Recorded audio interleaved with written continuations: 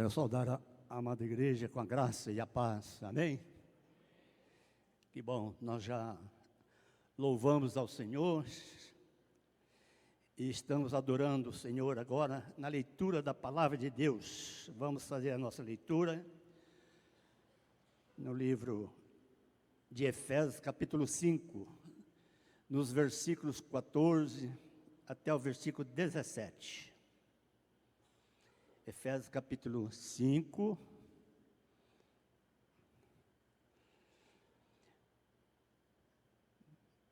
Mas vamos fazer a leitura por essa versão aí que está aí mesmo.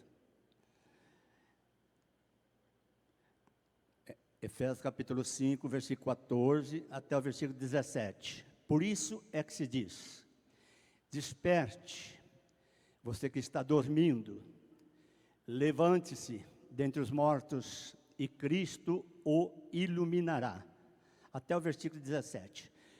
Portanto, tenham cuidado com a maneira como vocês vivem, e vivam não como tolos, mas como sábios, aproveitando bem o tempo, porque os dias são maus.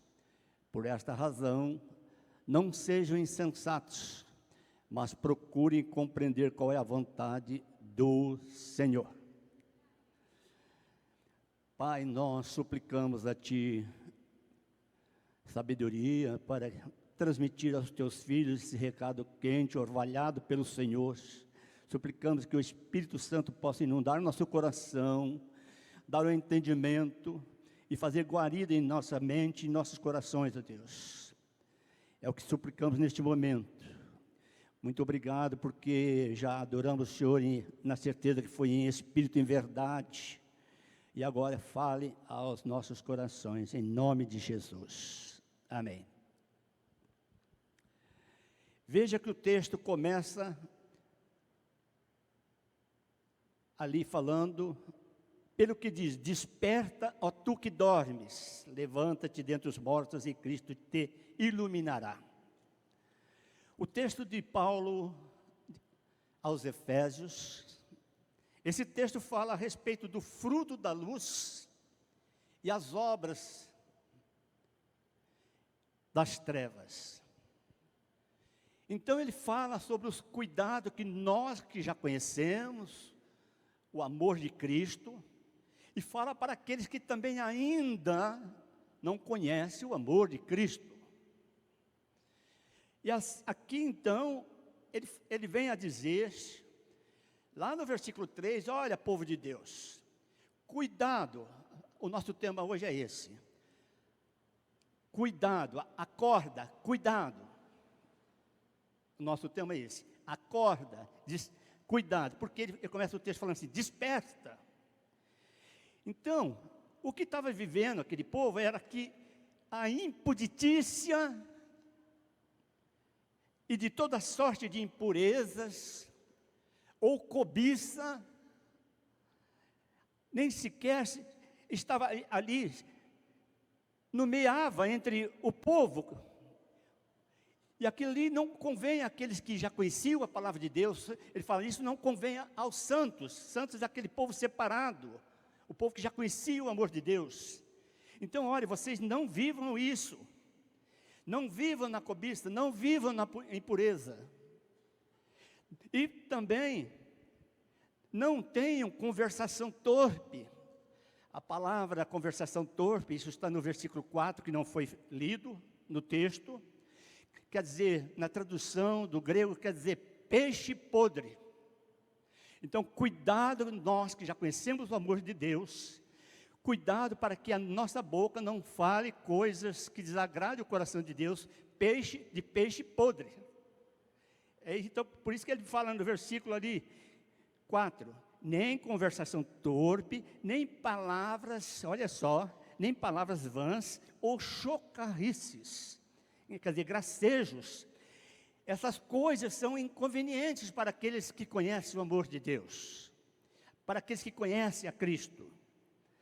Então, depois ele vai falar, olha, mas antes, pelo contrário, vocês devem sempre, então, que já conhecem o amor de Cristo, sempre ter ações de graça. Graça é um presente de Deus, que Deus envia seu Filho, né, para nos salvar, que nos alcançou. Então, aí ele vai discorrendo mais o texto e diz assim: olha, já que vocês têm o amor de Cristo no coração, são nova criatura, enfim, vocês não vivam, não se preocupem com, não sejam avarentos, não toquem em coisas impuras, porque essas coisas não têm herança no reino de Cristo. E ninguém se engane com palavras vãs, porque essas coisas, vem a ira de Deus sobre os filhos da desobediência. O versículo 6 está dizendo isso. Bom, então veja que no nosso texto, quando eu falei acorde, não durma, eu quero dizer, esse texto quer despertar a nós o seguinte, que muitas vezes há momentos que na vida, em que a distração, ou melhor, a displicência, pode ser fatais na vida de um cristão. E quando nós queremos alertar alguém, então, para uma realidade que a pessoa não está percebendo, nós às vezes acostumamos dizer assim: acorda fulano, não é assim? Acorda cicrano. Por quê? Porque ele está indo por outros caminhos. Acorda. E as pessoas não gostam disso. Mas acorda fulano. Então, espiritualmente falando, em diversos textos bíblicos, a palavra de Deus nos conclama, eu e você, a nós, a vigiarmos, sem cessar, e estamos sempre alerta, de prontidão, para não sermos surpreendidos por alguma situação adversa, ou pelas hostes espirituais do mal. Por que isso, amados? Porque o povo está vivendo muitas vezes um sono espiritual, de muitos, e muitos pode ser a causa dos seus dissabores, sofrimentos e fracassos. Olha o versículo 14, a primeira característica desse texto é: desperta, tu que dormes, e levanta-te dentre os mortos. Fale comigo, desperta-te, vai, desperta, vamos lá, desperta, tu que dormes, e levanta-te dentre os mortos. Por que vocês disseram isso? Porque embora as palavras deste texto refiram-se particularmente a pessoas não regeneradas, mas que vivem em trevas, que vivem no sono e na morte espiritual, o apóstolo Paulo vem aqui e faz esta explicação, ou está também aplicando aos crentes que também conhecem a palavra de Deus. Faz advertência para que não voltem a viver. A viver o quê? A forma pagã da vida, da qual já foram libertos por Jesus Cristo. Não voltem. Mas a gente tem percebido que muitas vezes o sono espiritual, ou o retorno dos antigos caminhos tem impedido o fluir das bênçãos de Deus, e com isso abrem portas para as investidas de Satanás, muitas vezes atraindo fracassos, muitas vezes atraindo depressões, tristezas, enfim, derrota. Por quê? Porque o sono, ele é precedido de quê? De cochilos. E muitas vezes as pessoas cochilam, vagueiam, e no mundo espiritual nós não podemos sequer cochilar, porque o caminho da decadência muitas vezes sempre se inicia com pequenos cochilos. É isso que acontece às vezes, por pequenos cochilos, com que se pensa ser algo de menos importância. Isso não tem importância. E as brechas vão aumentando na vida do crente. Por quê? Por causa dos cochilos. Porque vai deixando sorrateiramente adentrando a sua vida. E as ninharias espirituais vão se multiplicando na vida do indivíduo. E não demora, ele começa a tolerar os pecados. A tolerar os pecados antigos, e vão sendo destruídos por eles. perdendo a luz de Cristo em sua vida. É lógico que Cristo te alcançou, não vai te desamparar, não vai te abandonar, mas você vai ficando, vai se cochilando, vai se afastando do caminho. E o caminho para se evitar o sono espiritual, o que tem que se fazer? É achegar-se mais e mais, cada vez mais, perto da luz que é Cristo Jesus, amados. Esse é o caminho. É através do cultivo de uma vida de comunhão. É através da vida, como o diácono falou, da busca incessante de oração. É isso que tem que ser feito. De uma vida de comunhão diária e estreito relacionamento com Ele. É através da comunhão com Ele, com Deus, que será estimulada mediante o quê? A leitura da palavra de Deus. Então, essa comunhão se dá, como se dá? O Salmo 25:14 diz que a intimidade do Senhor se dá a conhecer para aqueles que obedecem. Então Deus se dá a conhecer a você, a mim, quando eu e você buscamos mais a Deus, mediante a leitura da palavra de Deus, mediante a vida de oração. Então Deus, essa intimidade vai crescendo, vai brotando na sua vida. E você vai tendo entendimento, através do cultivo da vida. Então, através das orações constantes, através da participação ativa na igreja, do envolvimento na obra de Deus, da leitura, enfim, da palavra, eu creio que assim nós podemos, então, estaremos evitando o sono espiritual e saindo dos nossos cochilos, do meio dos mortos. Mas olha o versículo 15, que diz assim: portanto, vede prudentemente como andais, não como nécios, e sim como sábios. Fale comigo, portanto, vamos lá, junto comigo, portanto, vede prudentemente como andais, não como nécios, e sim como sábios. Por que vocês disseram isso? Porque vide prudentemente aqui significa, olha, povo de Deus, vocês devem dar grande atenção. Esta palavra é uma recomendação para a forma como o povo de Deus, que conhece a palavra de Deus, devemos andar. Ele fala, andai prudentemente, veja só, a fim de que estejais sempre o quê? Alertas, a fim de que vocês estejam em constante estado de vigilância e preparação espiritual, através do quê? Através da intimidade com Cristo.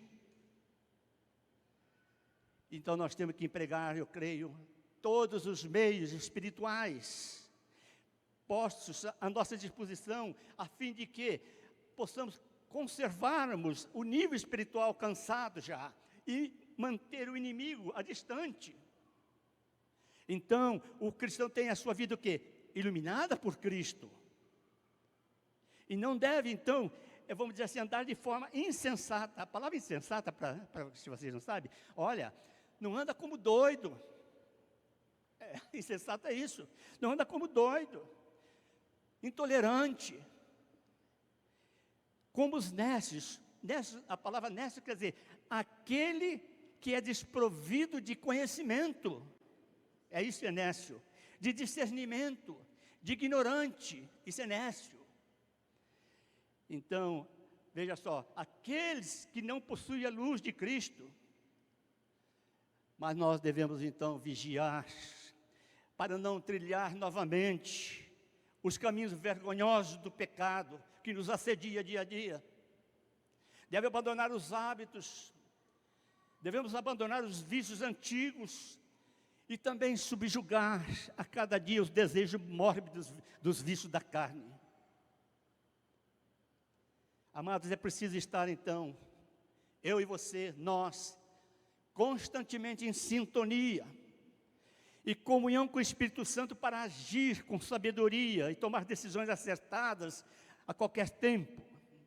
Porque aquele que espiritualmente está desperto, aquele que não está cochilando ou dormindo nunca, será apanhado de surpresa pelo inimigo e estará sempre capacitado a discernir e tomar decisões acertadas, mesmo nas situações mais difíceis.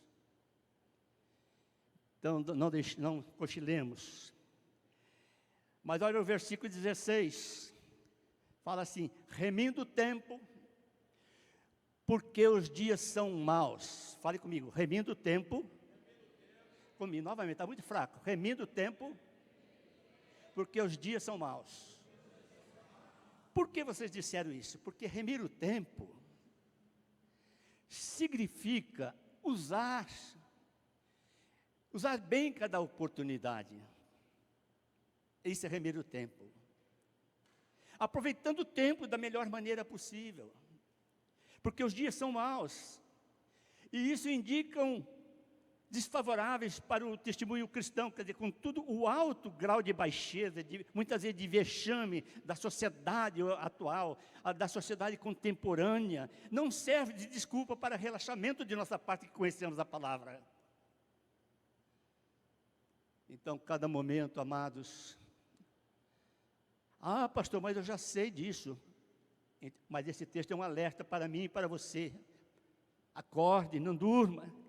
Cada momento é precioso e precisa ser apropriadamente aproveitado. Por quê? Porque nós fomos chamados para viver uma vida de santidade. Santidade, de piedade, mesmo em um dominado, num mundo que age pela malignidade. Mas este é o que temos que pagar para vivermos a vida abundante que Cristo aqui nos oferece.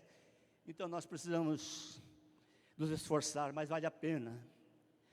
E eu tenho visto então que nos dias de hoje, o mundo aí fora, que no passado os dias são maus e vão de mal a pior, porém dentro do reino de Deus, que é onde espiritualmente nós estamos, todos os dias são dias bons. Aleluia. Mas para quem vive de acordo com os padrões e ditames do reino de Deus, são dias bons. A vida é bela, a vida, vale a pena ser vivida. Mas a cada dia vamos sendo conduzidos então pelo Senhor de bênção em bênção, de triunfo em triunfo, de vitória em vitória, para aqueles que estão em Cristo. Então, aí no versículo 17, fala comigo agora: procurai, vamos lá, procurai compreender qual a vontade do Senhor. Por que vocês falaram isso? Irmãos, os dias atuais são caracterizados como dias realmente muito maus, dias difíceis de serem vividos. Os padrões morais baixaram muitas vezes a níveis intoleráveis. E a gente percebe que hoje então, em nome da liberdade, da tolerância, vale tudo ou quase tudo. Não é assim que vocês veem falar isso por aí?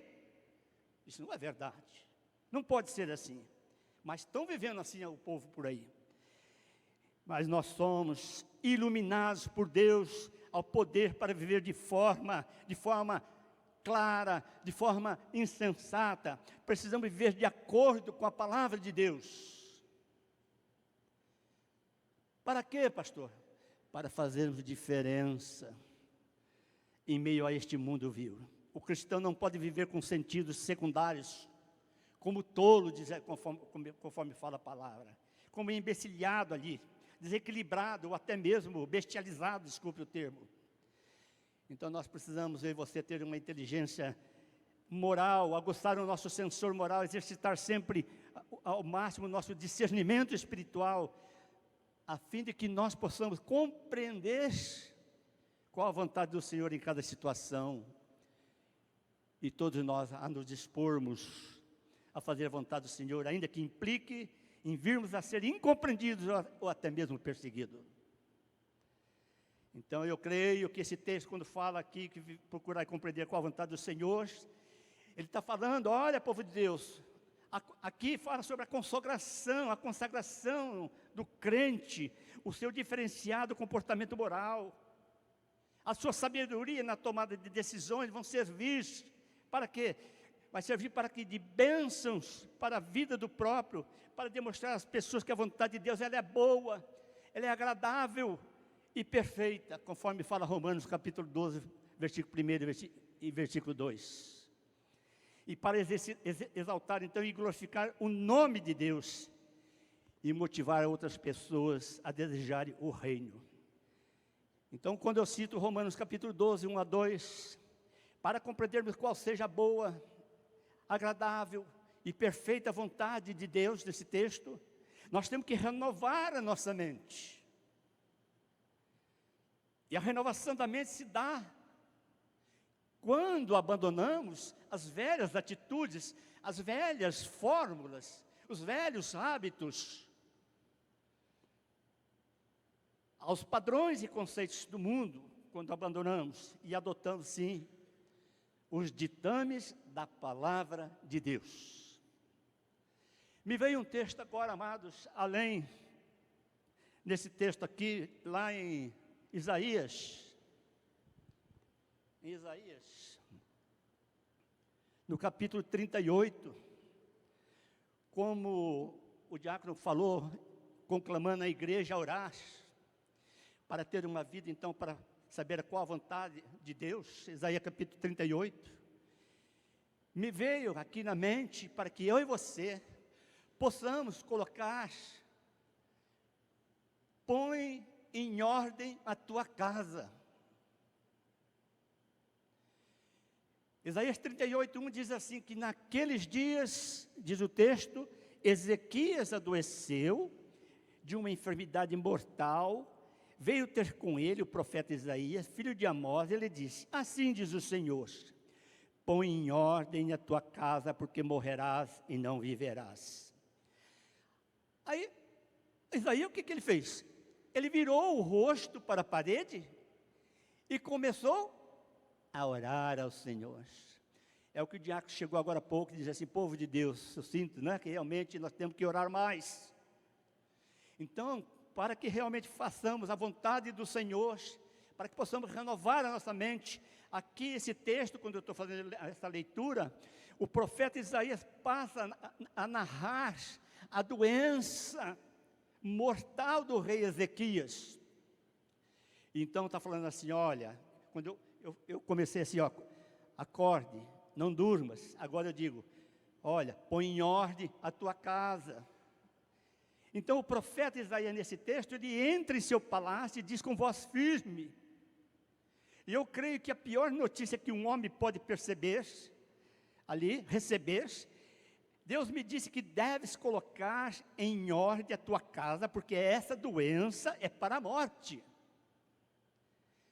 O que ele quis dizer aqui? Olha, em outras palavras, ele quis dizer assim, olha, é o fim, agora você encontrará com Deus.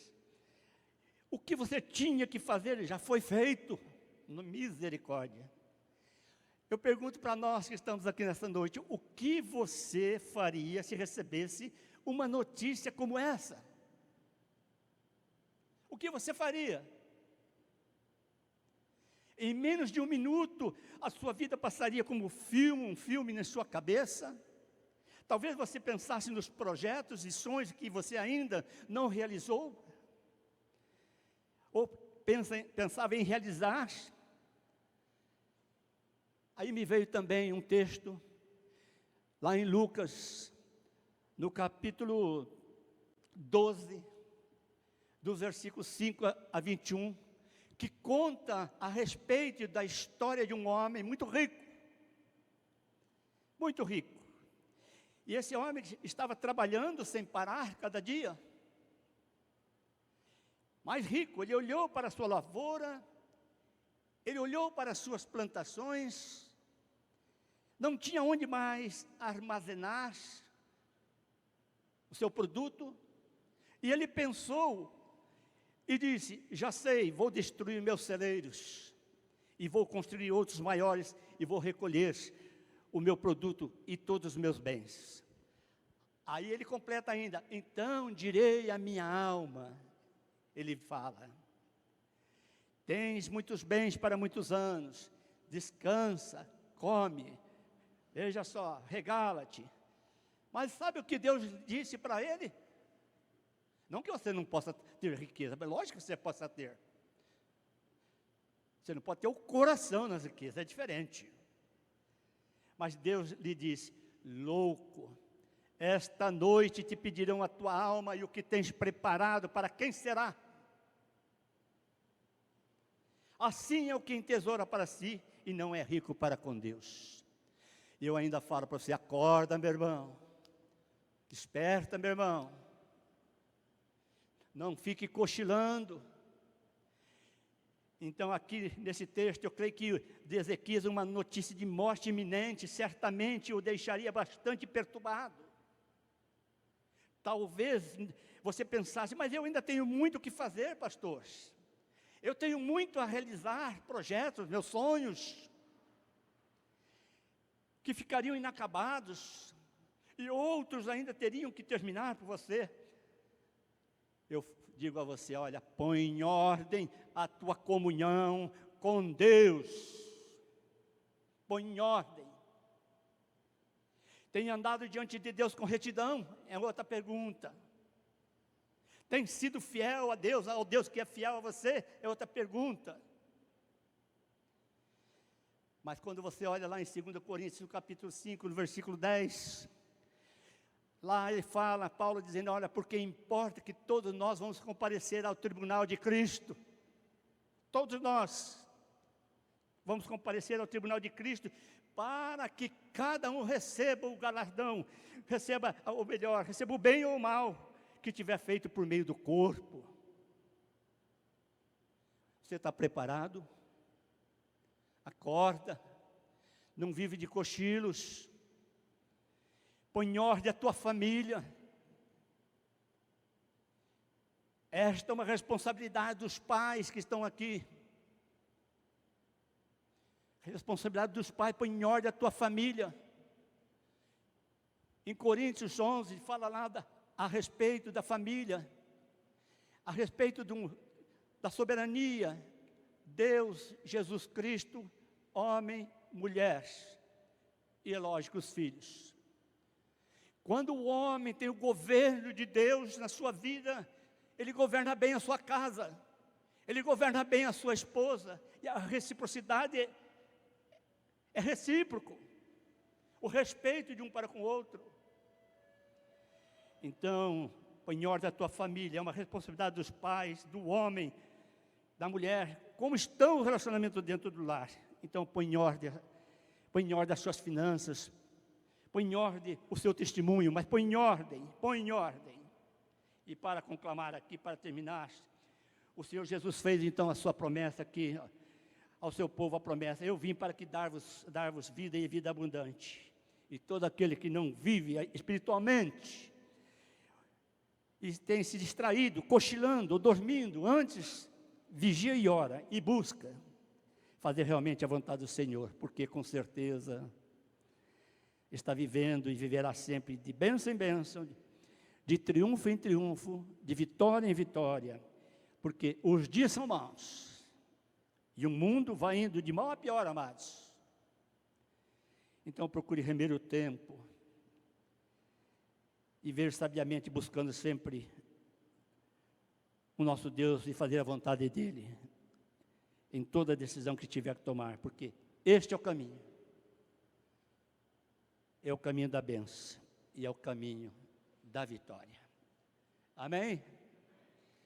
Não viveis cochilando. Amém. Eu quero passar a palavra de volta, enfim, aos amados irmãos. Nós vamos ficar em pé, vamos orar.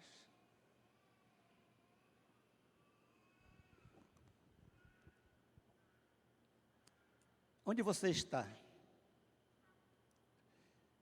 Eu creio que se essa palavra tocou no seu coração, e que nesta noite se possa dizer assim: eu quero renovar a minha mente. Eu quero pedir ao Senhor que as minhas atitudes, as minhas ações, sejam dirigidas pelo Senhor. E que o Senhor possa me dar força, continuamente, para a leitura da tua palavra, para que eu faça guarida no meu coração. Levante a sua mão onde você está, não precisa vir à frente. Só levantar a mão se você realmente, essa palavra, você quer ter uma vida renovada com o Senhor. Amém, louvado seja, amém. Vamos orar assim mesmo. Graça nós te damos.